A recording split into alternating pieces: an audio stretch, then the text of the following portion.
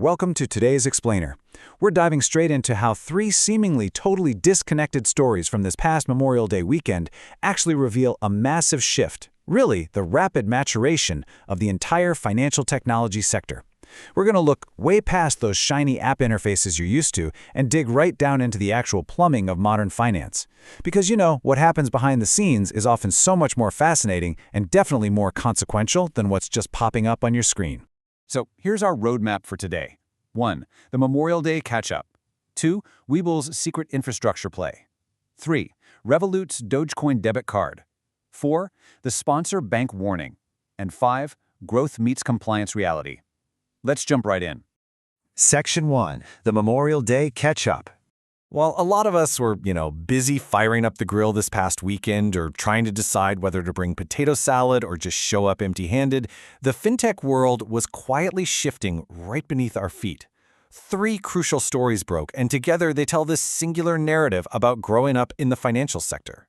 What we're looking at is a really rapid sequence of structural and regulatory shifts over the last few months defining the industry's next big phase.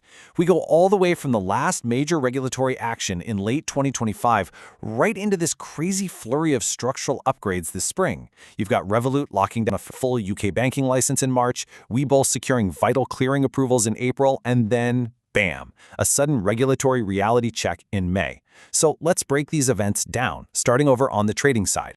Section 2. Webull's secret infrastructure play. Let's see how this popular trading app is evolving from a flashy consumer product into some very serious financial infrastructure. Webull just dropped an explosive Q1 2026 earnings report on Wednesday, posting a massive $159.9 million in total revenue. That is up 36% year over year. I mean, that is a staggering number that should absolutely make legacy brokers, and really any of their competitors, very nervous right now. But revenue, that's just the top layer of the cake. Look at the underlying health of this business.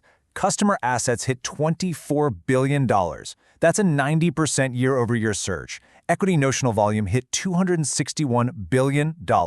Plus, they just posted their 6th consecutive quarter of adjusted profitability. These metrics are literally a blueprint for growth, which is especially wild for a company that went public via SPAC just over a year ago. It's an incredible beat. But let's look at what's actually driving their future. Because honestly, it's not just about user acquisition anymore. Actually, scratch that. The secret behind those earnings, the major structural pivot that changes their long-term unit economics entirely, isn't a headline revenue metric at all. Because while those top-line numbers are super flashy and great to look at, the most important development was purely structural. In April, FINRA approved Webull securities for self and correspondent clearing. So what does this actually mean in plain English? It means they're finally owning their own plumbing rather than just renting it. Most retail brokers spend years, sometimes decades, just farming out their clearing operations to third parties. By bringing it in-house and owning it, Webull gets vastly more margin control. It also gives them the ability to turn around and offer clearing services to institutional partners. They're quietly building something that looks way less like a simple trading app on your phone and much, much more like essential core financial infrastructure. And the timing of this, it is absolutely no accident. With this FINRA rule change taking effect on June 4th, which officially loosens that old $25,000 minimum equity requirement for pattern day traders, the active trader market is about to get super crowded. And Webull's brand new, self-built infrastructure means they are perfectly positioned to capture that massive wave. They basically just showed up to the court with a brand new pair of Jordans. They built the blueprint, and now they are completely ready to run. Section 3. Revolut's Dogecoin debit card. Okay, this next one is the perfect intersection of internet culture and serious, heavy-duty banking, all courtesy of Revolut's latest product launch. At first glance, I know this product feels completely ridiculous. You have this whole aesthetic, a Dogecoin-themed physical debit card with a little LED display that literally lights up when you tap to pay. It is extremely online. But while that meme aesthetic grabs all the headlines, underneath the hood is a massive, highly serious distribution play. Revolut has 70 million users globally. They locked down a full UK banking license as of March 2026, and they've even filed for a US charter. So this isn't just a fun little toy issued by some fringe crypto exchange. It's a serious banking product operating at an absolutely unprecedented scale. The really crucial point here is that Revolut is solving a decade-old friction point by allowing users to spend crypto seamlessly in real time. It works anywhere Visa and MasterCard are accepted. The card auto-converts your crypto to fiat right at checkout with zero exchange fees. The merchant, they never even touch digital assets. They just get their local currency like normal. It completely eliminates that annoying manual conversion step that has kept our crypto wallets totally separate from our everyday spending for like 10 years now. This frictionless experience is already pushing daily crypto card transactions past the 100,000 mark industry-wide. They literally took a meme and turned it into a highly effective, incredibly smooth payments product. Section 4. The Sponsor Bank Warning. Now we're going to transition away from those massive growth numbers and flashy LED cards to a very harsh regulatory reality check taking place behind the scenes. But before we discuss what just happened, we need to understand what a sponsor bank actually is. A sponsor bank is a fully licensed bank that partners with fintechs to provide them access to the banking system. You see, most of these fintech apps aren't actually banks themselves. They rent the licenses of tiny regional banks. These tiny banks serve as the load-bearing walls for the massive consumer apps we rely on every single day. Make no mistake, if the sponsor bank breaks, the app breaks. Which brings us right to this. On May 21st, the OCC published a consent order against Community Federal Savings Bank, or CFSB. Now, CFSB is a tiny, federally chartered savings institution out in New York.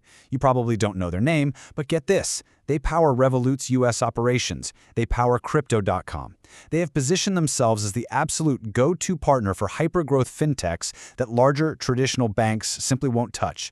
And they just received the first AML-related consent order from the OCC since October 2025. When regulators took a closer look, they found major deficiencies in CFSB's BSA and AML compliance programs.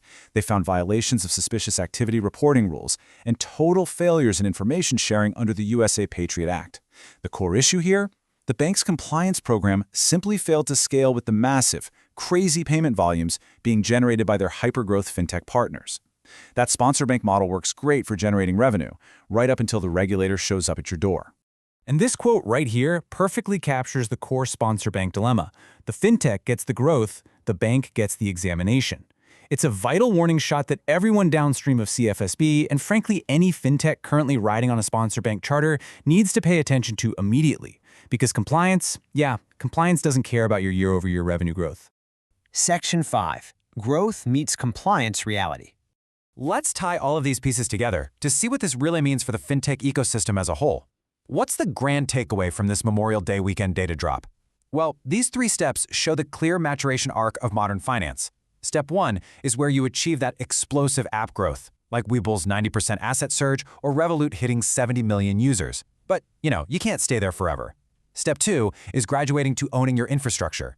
Webull brings clearing in-house. Revolut gets its own banking license. You stop renting and you start owning. Finally, step 3, you have to survive the regulatory reality checks. Because as that CFSB warning proves, high growth is great, but robust compliance and owned infrastructure are what actually dictate long-term survival in this industry. I'm going to leave you with this thought to ponder today. We all love the flashy features, right? The LED debit cards, the zero-commission trading apps. But as these fintech stacks grow taller and taller, who is really checking the foundation?